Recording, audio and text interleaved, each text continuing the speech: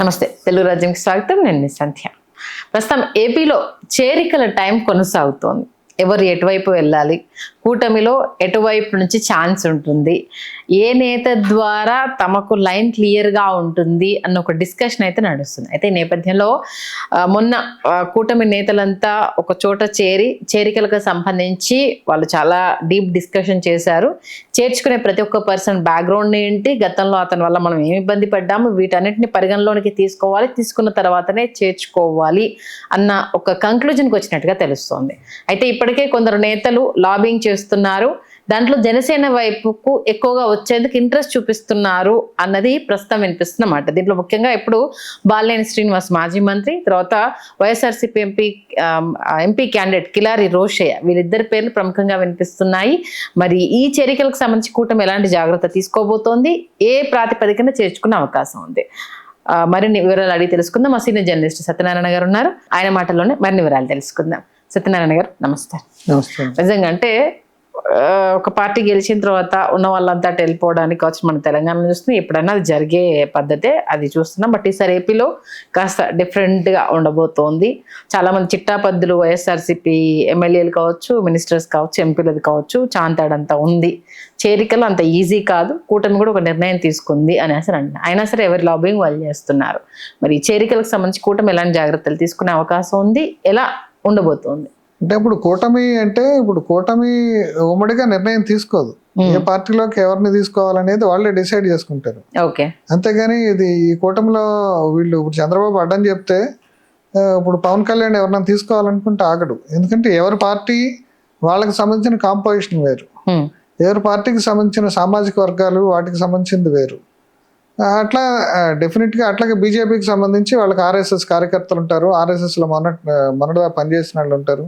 అందుకనే రఘురామకృష్ణరాజు అంత పవర్ఫుల్ అయినా బీజేపీకి, నాకు మోడీకి, అమిత్ షాకి దగ్గర అయినా సరే ఆ నరసాపురంలో ఆయన ఎవరో ఒక ఆర్ఎస్ఎస్ కార్యకర్తకి ఇచ్చారు సీట్. ఇవ్వడమే కాకుండా ఆయన కేంద్ర మంత్రిని చేశారు. ఎవరు ఊహించాలి. ఆయన ప్రొఫైల్ ఏం చెప్పాలంటే రఘురామకృష్ణరాజుతో పోలిస్తే చాలా చిన్న ప్రొఫైల్, తెలియదు కూడా, చాలా తెలియదు. కానీ ఆయన ఆర్ఎస్ఎస్ కార్యకర్త, అంటే కింద నుంచి ఉన్నాడు ఆయన. అంతేకాదు డిఎన్ఆర్ కాలేజ్ అంటే భీమవరంలో చాలా ఫేమస్. ఆయన దానికి అధ్యక్షుడు ఏదో సమ్ ఆఫీస్ బేరర్. ఆయన తక్కువడేం కాదు. కాకపోతే ఏంటంటే ఆర్ఎస్ఎస్లో ఉండే వాళ్ళందరూ కూడా లో ప్రొఫైల్ మెయింటైన్ చేస్తారు. అదే ఇప్పుడు బీజేపీ పార్టీకి వచ్చేదానికి ఏమైతుందంటే వాళ్ళకి ఈ సోము వీర్రాజు లాంటి వాళ్ళు నిజానికి వాళ్ళది కార్పొరేటర్ స్థాయి అని కూడా విమర్శలు వచ్చినాయి. అంటే అట్లాంటి వాళ్ళు ఫస్ట్ నుంచి గ్రౌండ్ లెవెల్లో పనిచేసిన వాళ్ళకి ఇంపార్టెంట్. అట్లాగే ఇప్పుడు పురంధరేశ్వర్ కూడా పక్క పార్టీ నుంచి వచ్చింది, వాళ్ళదే పెత్తనం ఉంటుంది అనేది కూడా ఒక విమర్శ ఉంది. అట్లాగే సివిఎల్ నరసింహారావు వీళ్ళందరూ కూడా ఫస్ట్ నుంచి బీజేపీ దీంట్లో తిరిగిన వాళ్ళందరూ ఉంటారు. అంటే వాళ్ళ ప్రియారిటీ అది ఉంటుంది పైకి కనిపించిన. ఇప్పుడు తెలుగుదేశం అంటే తెలుగుదేశానికి సంబంధించిన సామాజిక వర్గం, లేదంటే పాత పార్టీలో పనిచేసిన సీనియర్స్ ఆయన చాలా మంది పక్కన పెట్టాడు. ఓకే, అందుకని ఈ రకమైన అది కూటమికి సంబంధం ఉండదు. అంటే ఇప్పుడు మీరు మాట్లాడిన విషయంలో ఇప్పుడు ఏంటంటే కిలారి రోసయ్య యాక్చువల్గా ఉమారెడ్డి వెంకటేశ్వర్లకి అల్లుడు. అంటే ఆయనతోనే స్టార్ట్ అయింది, ఆయనతోనే డిస్కషన్ మెయిన్ గా స్టార్ట్ అయింది. ఆయన నేను వస్తాను, నాతో పాటు ఒక 150 మంది వైఎస్ఆర్సీపీ నుంచి బయటకు వస్తామని చెప్పాడు. ఏ పార్టీలోకి వచ్చేది అనేది ఇంకా క్లారిటీ లేదు. కాకపోతే ఏంటంటే ఉమారెడ్డి వెంకటేశ్వర్లు ఫస్ట్ నుంచి తెలుగుదేశంలో ఉన్నాడు. ఆ తర్వాత ఆయన చిరంజీవికి అడ్వైజరు, ఆ తర్వాత అటు నుంచి ఆయన ఒక కాపు లీడరు, ఆయన ఇటు వైఎస్ఆర్సీపీకి వచ్చాడు. ఎంత వచ్చినా సరే ఈ సామాజిక బంధాలు కొనసాగుతూనే ఉంటాయి ఇప్పుడు చిరంజీవి క్యాంపు తట్టు వాళ్ళకి. అందుకని ఏంటంటే ఇప్పుడు అల్లుడిని తీసుకురావడానికి ఇప్పుడు తెలుగుదేశం వాళ్ళు ఇప్పుడు చంద్రబాబు వీళ్ళందరినీ యాక్సెప్ట్ చేస్తే అక్కడ నరేంద్ర ఊరుకోడు. దులిపల్లి నరేంద్రని చాలా ఇబ్బంది పెట్టారు వైఎస్ఆర్సీపీ వాళ్ళు. అందుకని ప్రతి చోట కూడా కన్ఫ్రంటేషన్స్ ఉంటాయి. ఇప్పుడు వైఎస్ఆర్సీపీ ఆయన తీసుకొస్తే ఇప్పటికే నరేంద్రకి యాక్చువల్గా ఇప్పుడు 2 సార్లు నుంచి మంత్రి పదవి ఎక్స్పెక్ట్ చేశాడు, సామాజిక సమీకరణల వల్ల కుదరలేదు.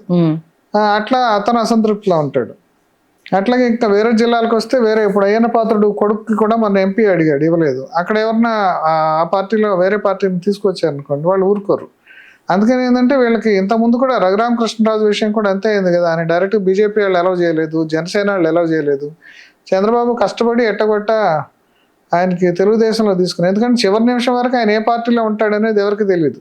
ఆయన చంద్రబాబు నాయుడు, జనసేన పవన్ కళ్యాణ్ ఇద్దరు ప్రెస్ మీట్ లో కూడా వీళ్ళిద్దరిలో ఎవరో ఒకరు పార్టీ నుంచి వస్తానని ఆయన డైరెక్ట్ గా డిక్లేర్ చేశాడు.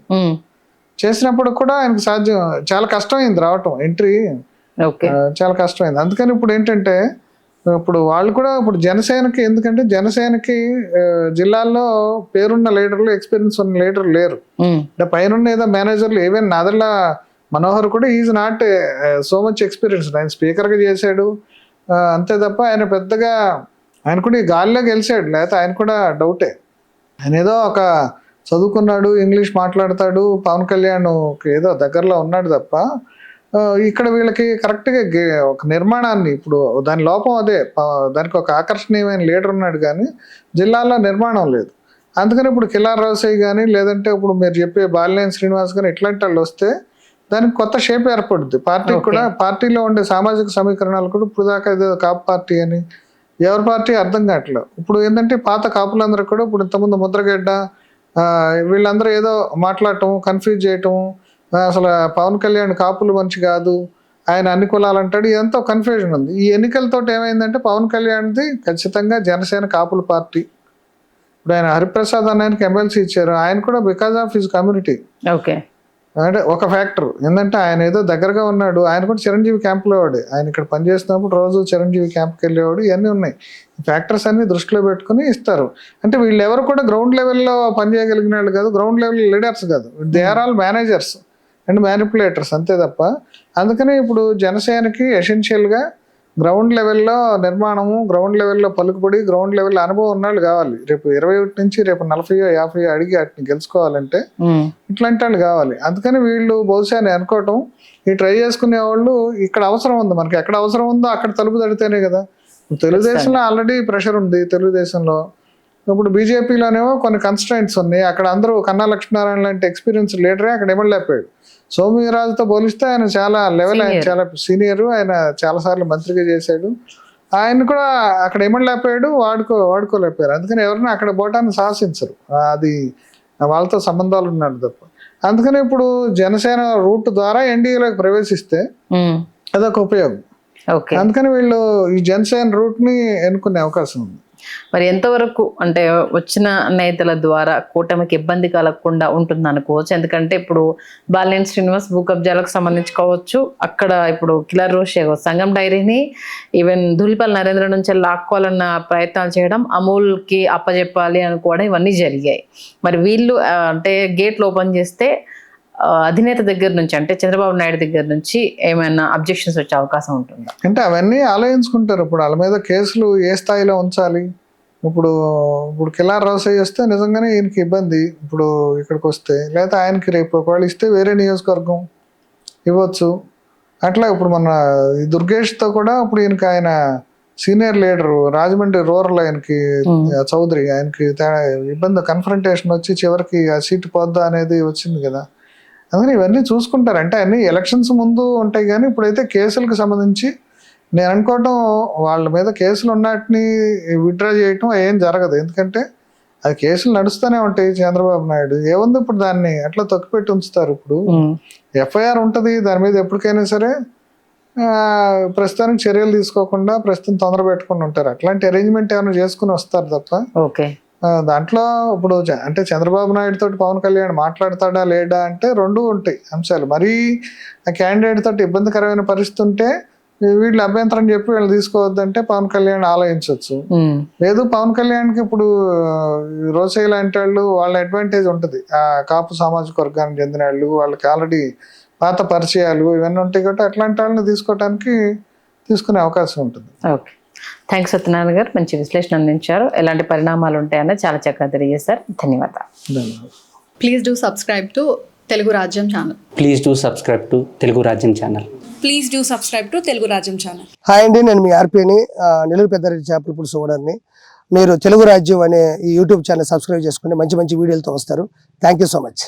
Hi people, I'm Sonakshi Verma and you please watch Telugu Rajyam and please subscribe to the channel.